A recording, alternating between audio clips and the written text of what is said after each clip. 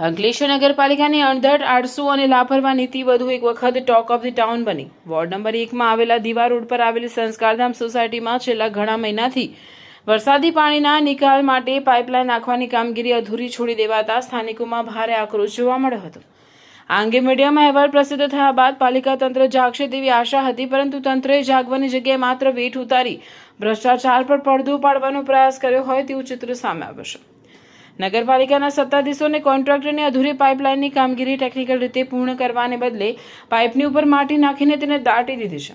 પાઇપલાઇનનું આગળનું જોડાણ પૂરું કર્યા વિના જ આ પ્રકારે માત્ર કાગળ પર કે દેખાડો કરવા પૂરતી અધૂરી કામગીરી કરાતા સોસાયટીના રહીશોમાં રોષ સાથે અનેક સવાલ ઊભા થયા છે. હવે જ્યારે ચોમાસું બિલકુલ નજીક છે ત્યારે પાણીનો નિકાલ કરવા નખાયેલા આ લાઇન ક્યારે અને કેવી રીતે કાર્યરત થશે તેની ચિંતા સ્થાનિકોને સતાવી રહી છે.